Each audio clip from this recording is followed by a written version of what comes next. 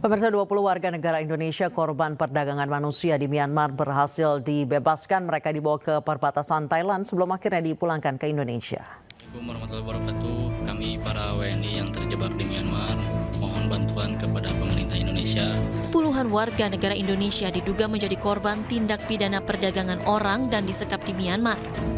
Kementerian Luar Negeri berhasil membebaskan 20 WNI yang disekap dan disiksa di sebuah konflik di Myanmar.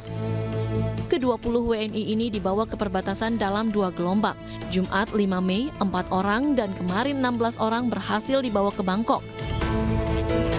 Sebelumnya para korban ini diberangkatkan untuk bekerja di Thailand, namun faktanya justru dibawa ke Myanmar dan bekerja dengan tidak layak hingga mendapat perlakuan fisik serta psikis. Tim Liputan iNews melaporkan. Dan pemirsa, kami telah terhubung dengan Direktur Perlindungan WNI Kementerian Luar Negeri Yuda Nugraha. Selamat sore Pak Yuda. Selamat sore Mbak. Pak, sejauh ini bagaimana kabar WNI yang sudah dibebaskan Pak? Ya, Alhamdulillah 20 warga negara kita yang menjadi korban penyekapan perusahaan online scam dapat kita keluarkan dari wilayah konflik di Myawaddy. Kita sudah tangani melalui tim KBRI Bangkok yang menjemput mereka di Mae Sot. Dan saat ini sudah dibawa menuju ke Bangkok. Sore tadi sudah tiba dengan selamat di Bangkok. Dan KBRI Bangkok saat ini sedang melakukan penanganan lebih lanjut, terutama terkait dengan pemeriksaan kesehatan. Iya, kondisi kesehatan mereka sejauh ini seperti apa Pak Yuda? Sejauh ini secara umum aman, ya, sehat seperti itu. Namun untuk lebih pastinya kita akan bawa ke dokter. Baik, sejauh ini apakah ada yang psikisnya terguncang, Pak?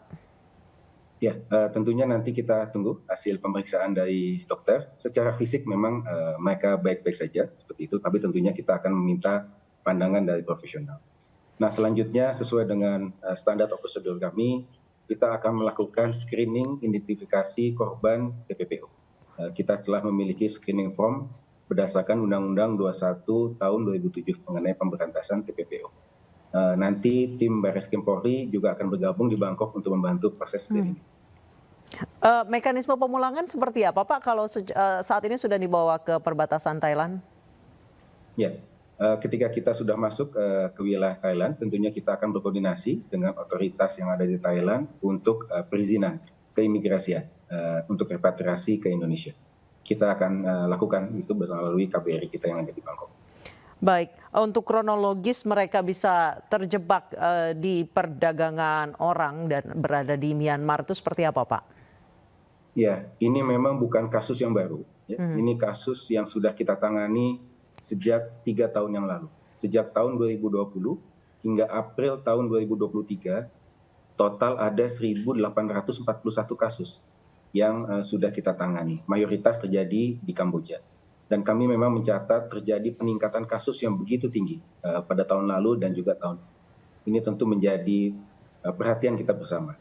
Nah, modus-modus yang banyak terjadi adalah mereka terbujuk rayu melalui tawaran bekerja ke luar negeri melalui sosial media. Menawarkan bekerja sebagai customer service dengan gaji yang tinggi antara 1.000 sampai 1.200 US dollar, namun tidak meminta kualifikasi khusus. Dan mereka diminta berangkat ke luar negeri untuk bekerja, namun tidak dibekali dengan visa kerja dari kedutaan asing negara tujuan dari Jakarta. Nah, ini adalah modus-modus yang perlu kita waspadai. Jangan mengambil resiko untuk berangkat tidak sesuai prosedur, karena justru nanti akan eksploitasi di luar negeri. Utamanya beberapa negara yang saat ini kami catat sebagai negara tujuan untuk kasus-kasus online scam, yaitu Kamboja, Myanmar, Laos, Vietnam, dan juga Filipina. Baik, terima kasih Pak Yuda Nugraha, Direktur Perlindungan WNI Kementerian Luar Negeri telah bergabung bersama kami di Newsroom Weekend. Selamat sore Pak. Pemirsa, salah satu pekerja perempuan korban dugaan pelecehan di Cikarang, Kabupaten Bekasi, Jawa Barat akhirnya melapor polisi. Korban melaporkan dugaan pelecehan seksual yang dilakukan oleh bos di salah satu perusahaan di wilayah Cikarang.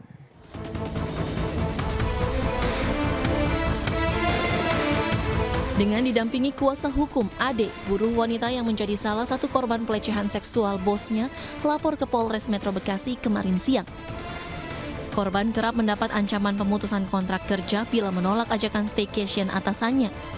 Korban juga trauma atas tindakan atasannya selama ia bekerja. Kebetulan aja aku mau selesai kontrak di tanggal 13 Mei ini, dia kayak nagih lagi gitu. Ayo kan kamu mau perpanjangan, kapan nih jalan bareng berdua gitu.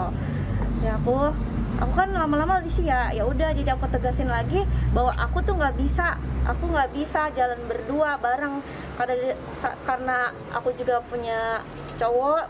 Terus udah gitu kayak kayak harga diri gitu, kayak nagih-nagih terus. Nah situ aku langsung ambil keputusan gak mau gitu. Nah kemudian dia langsung kayak ya udah kamu habis kontrak aja gitu, nggak diperpanjang kayak gitu.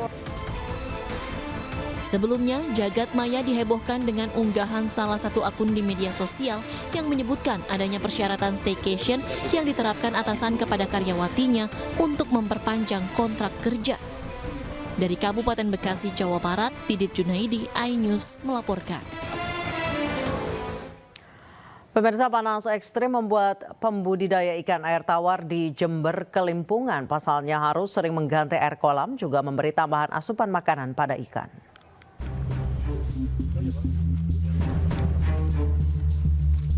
Pembudidaya ikan air tawar di Kecamatan Umbul Sari, Jember terpukul karena panas matahari yang sangat terik.